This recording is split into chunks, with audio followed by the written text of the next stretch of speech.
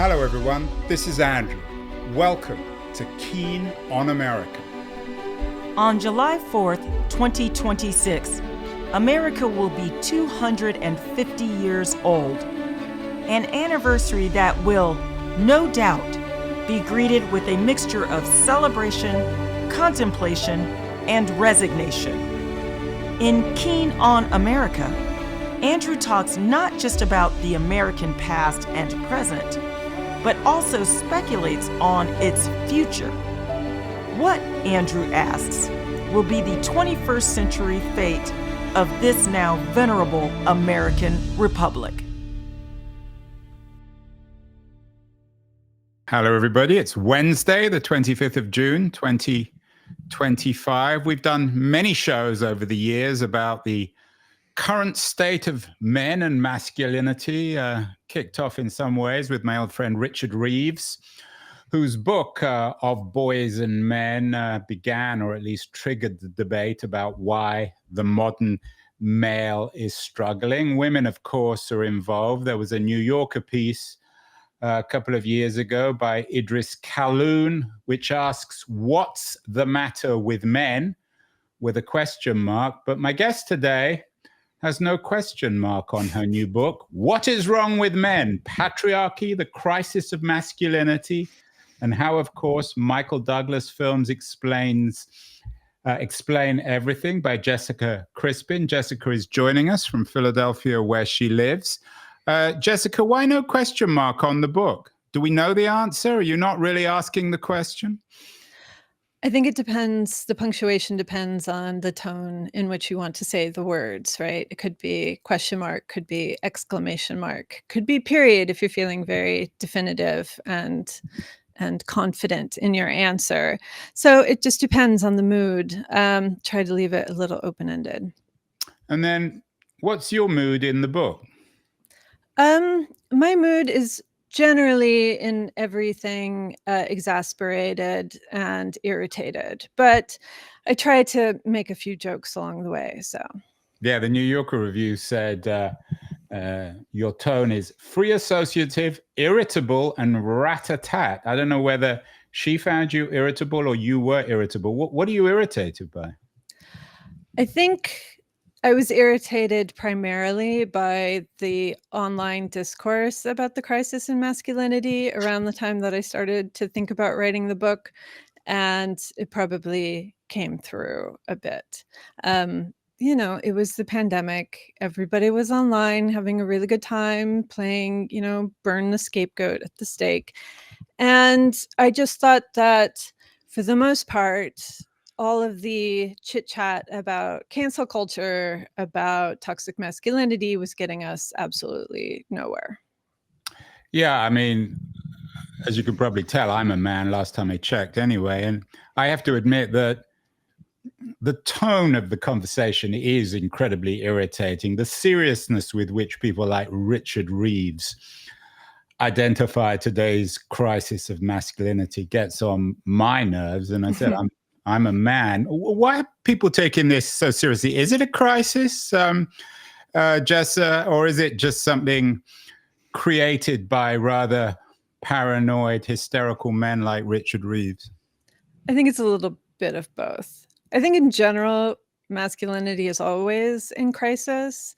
Masculinity is always defined by these very external markers. And so in some sense, it always has to be in crisis because it is always in a state of vulnerability depending on the culture and the political situation that surrounds it.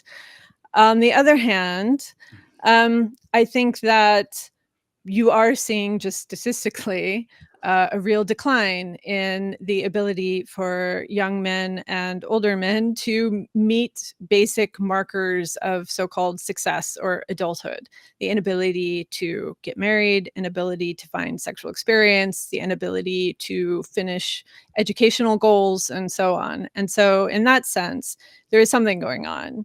I don't know that most of the words and op-ed pieces and blistering posts on social media really get at the actual issue, though. Do you think a lot of women feel a degree, at least, of a Schadenfreude about this, given that women always haven't had the easiest of times historically? Oh, sure. I mean, of course. Just look at every hashtag. Men are cancer, men are the worst, all men should die. I mean, of course, women are enjoying this to some extent. Keep on bringing up social media, Jessa. Is that an invention of men or women, do you think? Well, I think Mark Zuckerberg, as far as I know, is a man. Jack Dorsey is a man. Elon Musk is a man. So I would A kind of man, I think. a Musk. kind of man, kind of strange, tortured man. But I do think that we have to credit this one to men ultimately. So do you think Zuckerberg's been building up his muscles? Musk wants to impregnate as many, or sort of, I don't know, metaphorically at least, impregnate as many women as he possibly can. Are they all aspiring to be your friend Michael Douglas? Is that the cause of all this weirdness that's going on? I mean, can we blame Michael Douglas on Elon Musk? I don't think that we can. I think it would be strange. I think Elon Musk is his own bizarre figure, right? I don't know in what world created by Michael Douglas that you have a figure who's just trying to impregnate as many women as possible and then all move them into a Texas compound. I mean, that's David Koresh, right? That's not Michael Douglas. I think that's its own strange thing.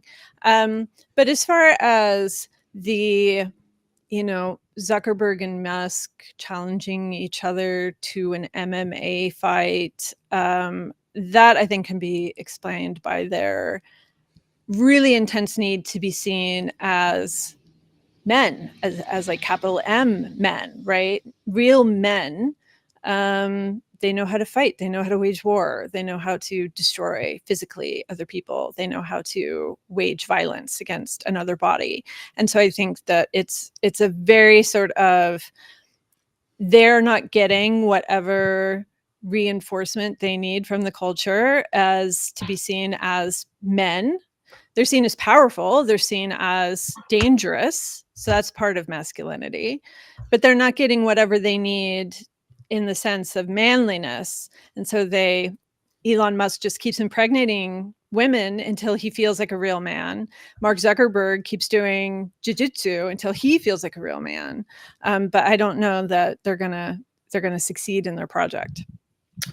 Yeah, the traditional narrative, Jessa, is that all these men in their basements, they're all followers of the Tate brothers, all aspiring to have as much sex as they can with women, but can't get jobs. No one takes them seriously. And so they fantasize on social media and hate women. But as you say, I mean, these incredibly successful men, successful in inverted commas, like Zuckerberg, a multi-billionaire, Musk, the richest man in the world. And then there's our friend, well, he's not really my friend, but somebody's friend, Jeff Bezos, who probably as we speak is getting married in Venice, who seems to have spent the last few years bulking up. It's not just a socioeconomic thing, is it? These men want to be bigger and stronger. They want to be Michael Douglas. Well, they want the structure in order to tell them when they've achieved success, right? Under sort of normal patriarchy, you had, these are the goals, this is what you have to achieve, and this is when you can feel like you did a good enough job. You go to the college that is deemed the important one. You get these jobs. These are the important ones. You get a wife. You have children. You get a house. You get a car. These are the markers. What about a dog? Oh, sure. Get the 2.2, children, the vacation in Italy, the retirement at 65. Like, these are very sort of external markers that you've achieved enough. You've done enough. Those things no longer exist. Nothing is ever enough anymore. And so that's why you see Elon Musk will never stop having children, never stop fathering children. Jeff Bezos will never have enough money to be satisfied. I don't know what's going on with Mark Zuckerberg in his glow up. I don't really understand what's going on there, but it's clear that he has destabilized multiple governments. That's still not enough to make him feel manly, important, whatever, because he's still out there.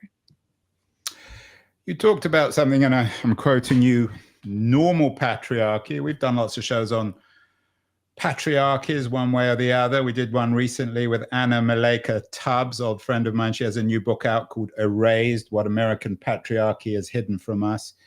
Your new book also mentions the P word, patriarchy, the crisis of masculinity. What does the word mean? And historically, is the world really being just, in very simple terms, a patriarchy? I would say that the patriarchy existed up until about the 1980s. When you had, at least in the West, patriarchy still exists in other places. But when you have laws that prevent women from voting, owning property, driving a car, having their own lines of credit, being able to enter institutions of education, being able to enter institutions of religion, then that's patriarchy. That is a system that prevents a certain segment of the population from having rights and material resources that are granted to others. That no longer really exists. And it hasn't since the 1970s, when you had the sort of completion of the very material goals of feminism. We wanted the right to vote. We wanted the ability to leave marriages that were abusive or violent. We wanted to be able to pursue education without obstacles that men did not have. We wanted to be able to pursue employment without the obstacles that men had. So that's all been a success. And so that means that the structure, the political structure, financial structure of the world has changed fundamentally in order to include women within the power structure. So it cannot really be labeled patriarchy anymore, even though the rulers are primarily men at this point. A lot of people are going to be familiar with your previous manifesto. It was a bestseller, Why I'm Not a Feminist. I'm curious, though, Jessa, why you've made Michael Douglas, so to speak, the star of not your movie, but the star of the book. Why not make a woman? So it's Patriarchy, the Crisis of Masculinity, and how, of course, Michael Douglas films explain everything. I want to get to Michael Douglas, but why not pick a woman and say, why, of course, XXS films explain everything? Is there an equivalent, the other side of the coin, to Michael Douglas? Someone was trying to make the argument to me that Demi Moore was the feminine equivalent to Michael Douglas, which is, I think there's something to it. But why Michael Douglas? Because he performed the spectrum of American masculinity for the span of 15 years, essentially, going through everything from the mass shooter to the president of the United States to, the head of Wall Street. And Wall Street seems to be, and of course, Basic Instinct, the sexual element too. Sure. So he really ran the gamut of every terrible thing that can happen to an American white male in a Hollywood film. And so I just thought that there was something interesting there. You have to find an angle. You can't put an entire ocean in your book. You got to bring a cup of some sort to kind of hold it. Yeah, it's interesting you use the words cup and angle to describe men. Michael Douglas, I mean, he looks rather, tell me a little bit about him. I mean, he's not, how big a deal was he? Maybe I missed it. Maybe I was asleep in the 80s and 90s, but was he a huge deal? He was the biggest deal. His movies were consistently the highest grossing of the year that they came out, and also became sort of the defining icon of certain segments of society. Like Gordon Gekko is Wall Street, right? His sort of portrayal of the financier not only sort of encapsulated what was going on at the time of Wall Street, but really inspired a new generation of men to go and ruin the entire world's economy by emulating him and his greed and his lack of boundaries and his entitled narcissism.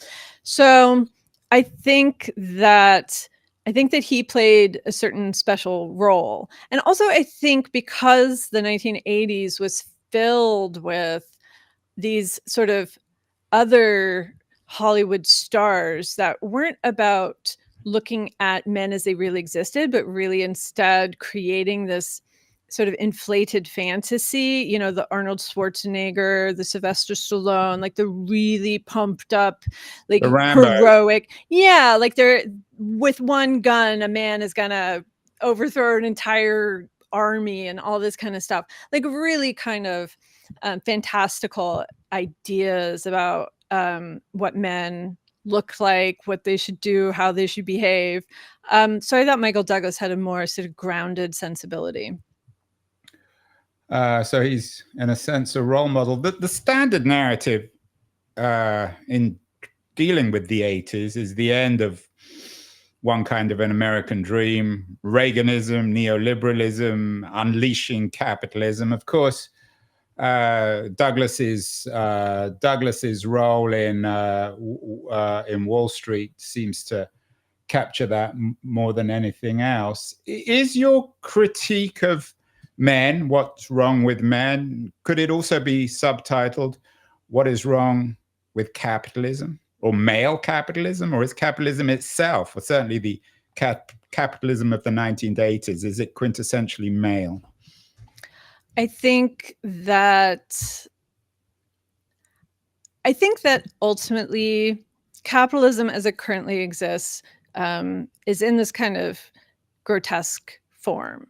I don't think that, Susan Strange wrote this book in the 1980s called Casino Capitalism in order to kind of like mark off the boundaries of how the economy was working now that is different from how it had been in the past. And I do think it's an important distinction, because I think what we have now that we've just referred to as capitalism, sometimes, late stage capitalism, I think it's not necessarily what capitalism is or is capable of. It's just in this kind of grotesque form at the moment. And so it's important to kind of make a distinction. Although the left and Marxists have been talking about late stage capitalism now for about 150 years. So yeah, but I'm not a Marxist, so I don't really have to worry about that. What are you politically then, if you're not a Marxist? Do you have a kind of take on all this? Is that, are you anti-capitalist? Is that one way into this? Or is it not really? Is your book and your thinking, is it beyond or before politics? I think politically, my approach is that no matter how you order the world, there's always going to be somebody who the boot of that world is going to be on their neck. And it is, I think, the job of the writer or the critic or the, provocateur, however you want to say it, to attend to their needs. I do not really have a kind of fantasy version in my head of the best way to order the world. I do not have a fantasy of glorious revolution and how if we just murder 10% of the world, we will somehow attain nirvana. I just think that it's interesting to look at how the world as it currently exists afflicts certain people. And I think right now it afflicts, for the most part, poorer men. So if you're not a political thinker, you're more of a cultural thinker. The title of your Substack is The Culture We Deserve. Yeah.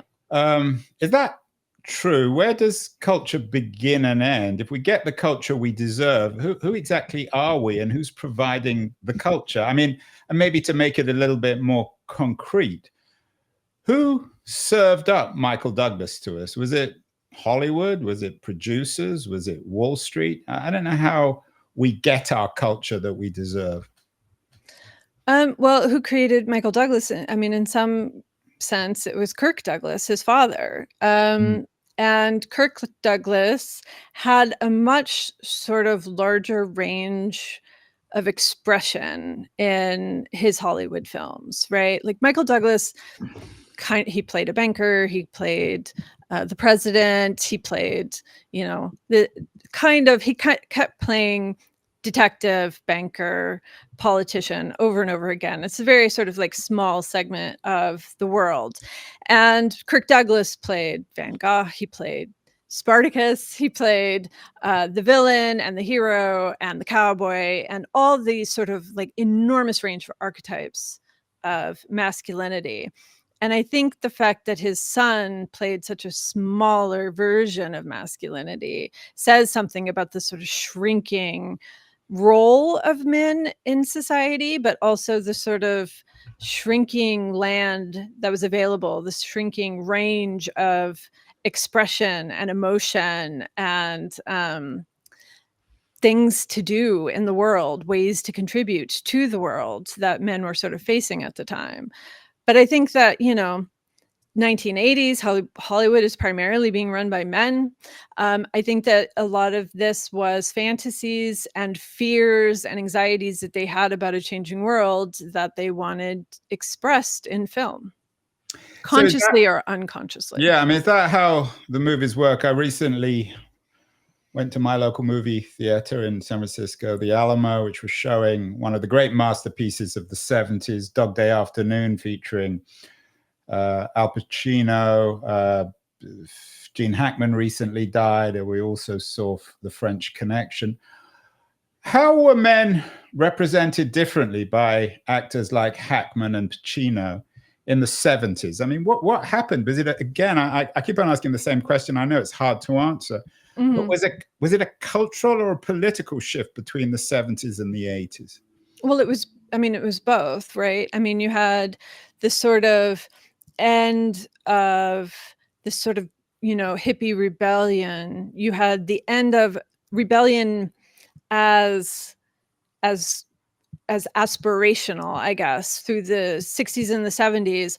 And then you had the beginning of this kind of suburban conformity, which was happening within this entire generation. The boomer generation went from flower children to Wall Street. Right. But Jess, if we were having this conversation in the 40s, I mean, the internet didn't exist, but if we were talking to one another, or in the 50s, you might say, well, it's all the conformity of the man in the brown suit and blah, blah, blah, and Eisenhower's America. I mean, that had happened before, hadn't it?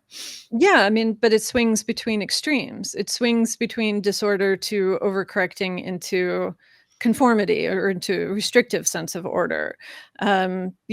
People go through the extremes of World War II. They come home, they want serious stability. The 60s and the 70s were a time of terrorism, political assassination. I mean, of course, everybody sort of wanted to retreat into conformity in the 1980s, into the sort of tidy little suburban household. But that's how the cycle of things go.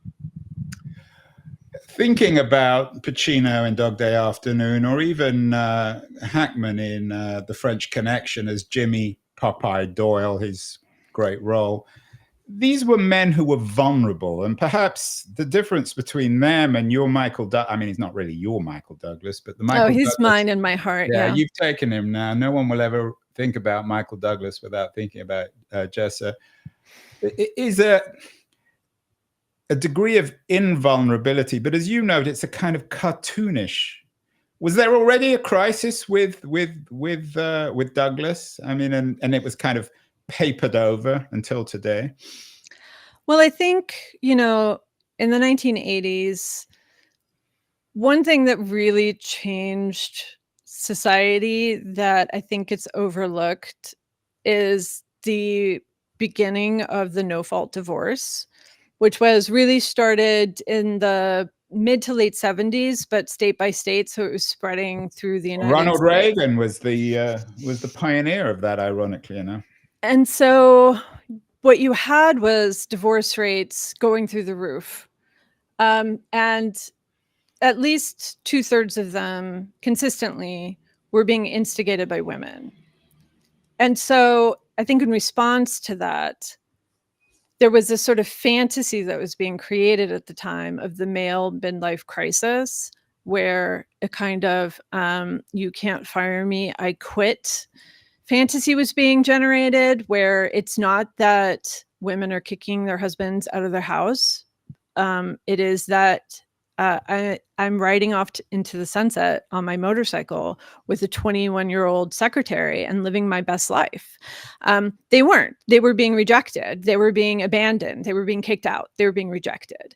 And the thing is that, you know, the consequences for a woman going through a divorce were quite serious at the time. Their income levels dropped. You know, they were often saddled with the majority, if not the totality, of childcare responsibilities.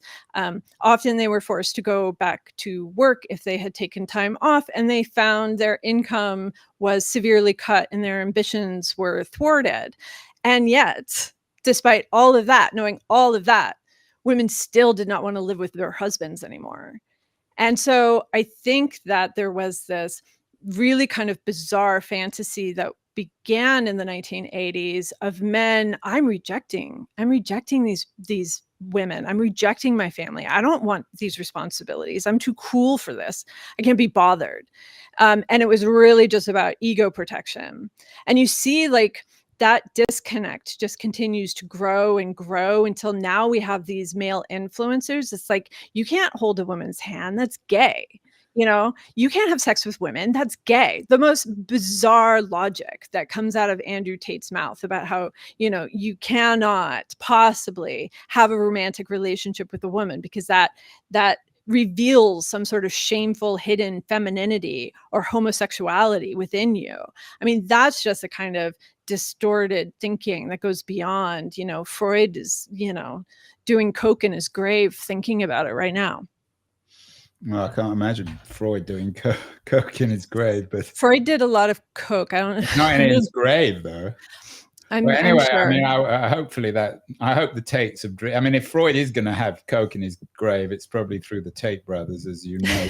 Is there a difference, though, between the Tate brothers and James Dean in Rebel Without a Cause, or Brando, or the other figures of the transition between the 50s and 60s? What's the fundamental difference? Were they not angry? Well, they cried, right? I mean, James Dean, Brando, all of these sort of men that were the pinnacles of masculinity at the time, they cried on screen. They fell in love on screen. Andrew Tate does not fall in love. You know, he sexually violates. He's charged with sex trafficking. The things that he argues that the way that men should treat women is horrific. And it has nothing to do with pleasure. It's about dominance. And it's not about anything other than trying to save male ego from the realization that they are falling behind. They are not in control. They are not in a dominant position. If anything, they are failing rapidly and terribly. If any man is still managing to watch this, you are failing. What is it? Rapidly, and what was the other word? I don't remember. What about the previous versions of men in Hollywood? I mean, Jimmy Stewart in Vertigo comes to mind, a man who was made to look very foolish by women. There have been many Hollywood representations of not the vulnerability of men, but the way in which they are used and abused by women. Is this another familiar trope of Hollywood? Is that what you think Vertigo was about? Was James Stewart being fooled by women? I mean, he sadistically tries to control her. He's a very sort of manipulative and deranged figure in Vertigo. He's not being fooled by a woman. But he wasn't fooled by a woman. He was fooled by a man who was telling that woman what to do. Like, that's a very sort of warped way of looking at Vertigo. Well, it's a warped film, so it's hard to look at Vertigo without getting drawn into its warped nature. But he did he did fall into the image. I mean, he was rather naive in believing in a woman who didn't really exist, and then trying to dress up another woman to look like her. So Yeah. did that But I reflect don't think his that own? that means that he's being fooled by a woman. I think that he's being fooled by himself. He's being manipulated by a man who's doing this in order to kill his wife, right? Like, it's not, yeah. I mean, if anything, it's just a sign that men will blame women for anything. Well, and Hitchcock, of course, got away with Vertigo, and it's still voted one of the great films of all time. Again, I mean, the question I'm asking is, has Hollywood really changed from Vertigo and Hitchcock and Vertigo and Stewart to Douglas to, I mean, the Tate brothers aren't really Hollywood characters, although maybe Hollywood is in decline now and the internet is Hollywood. Well, I think that, right now what you have is a kind of financial takeover of Hollywood, venture capitalist takeover of Hollywood, which means that what gets made is what's going to be financially successful, as in a guarantee. So it's all sequels and remakes and intellectual property done to death. And I think that sort of real filmmaking as storytelling is taking a hit, even in sort of independent sectors, even in Europe, even in these places that we thought would have a sort of protected tradition.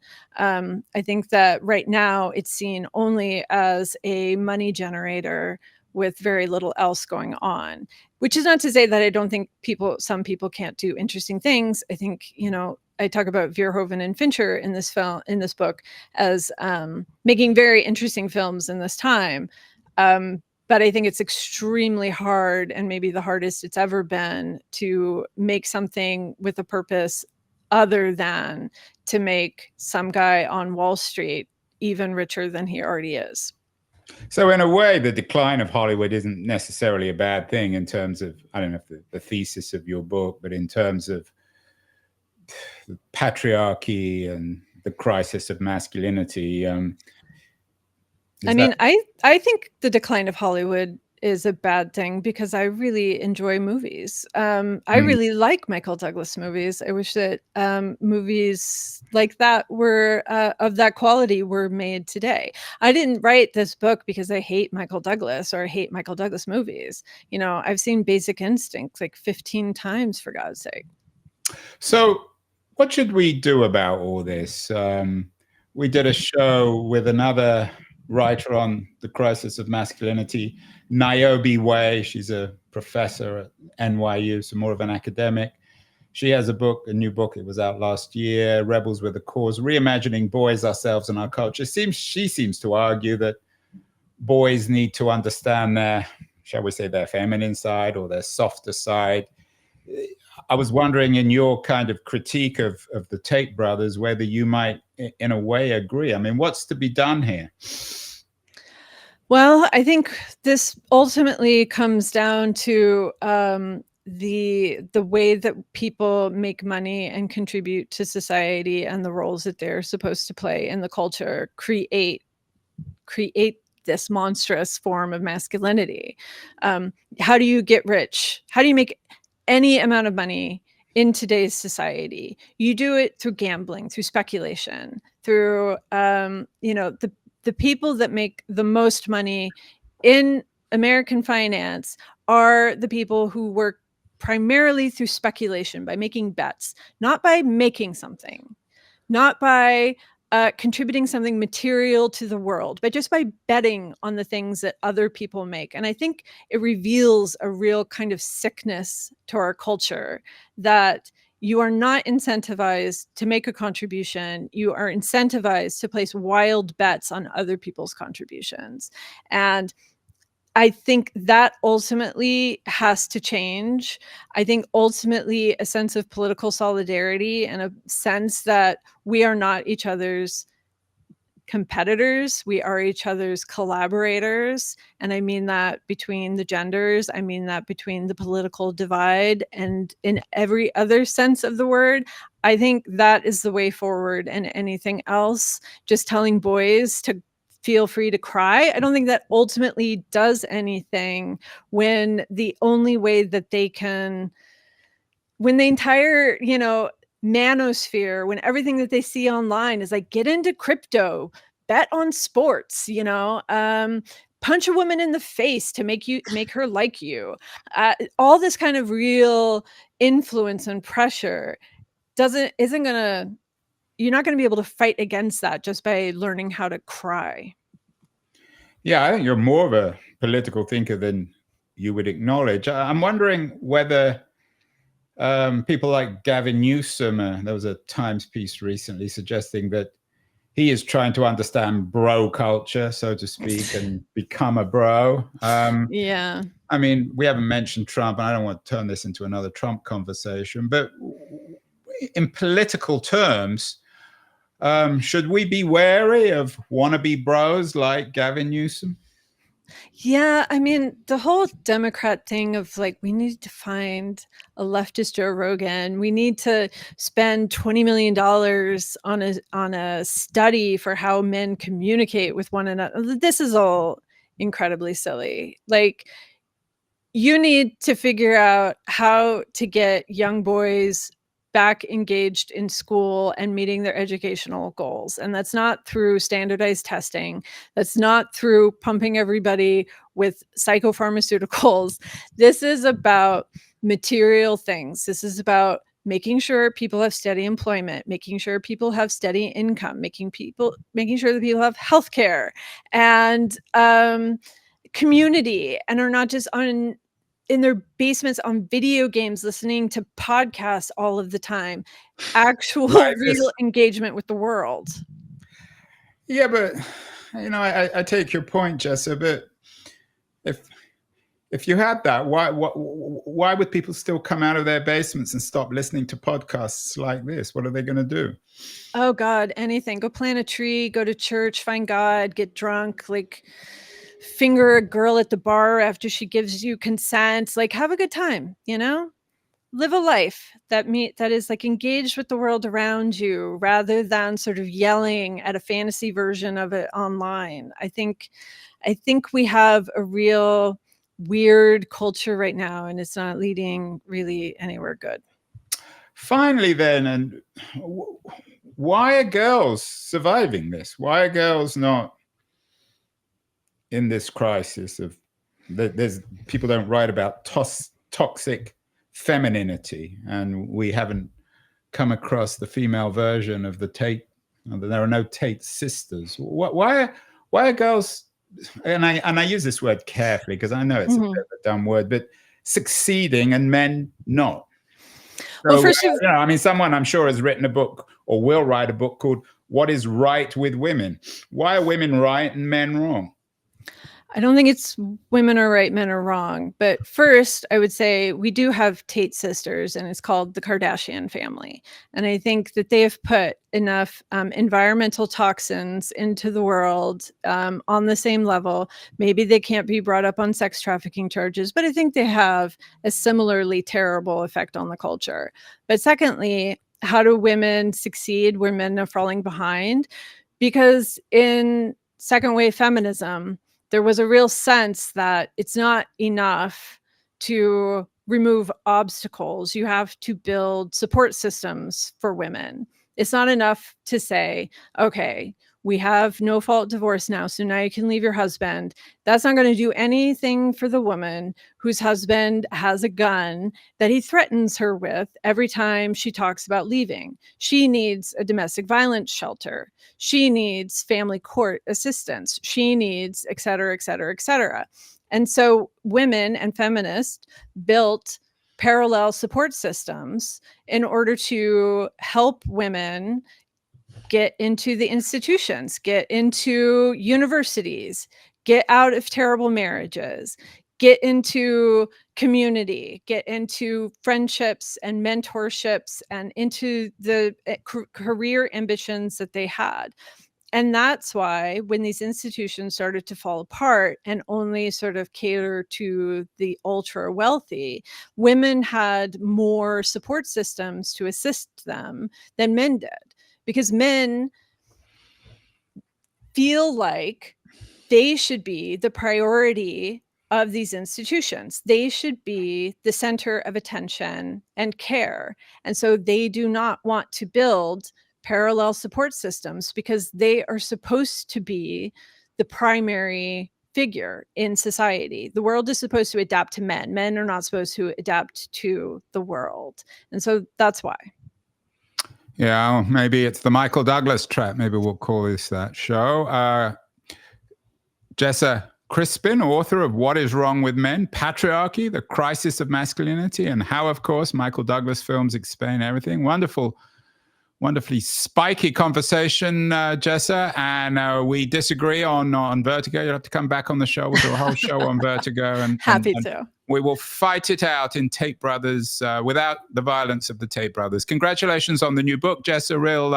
Real honor and fun to have you on the show. Thank you so much. Thank you.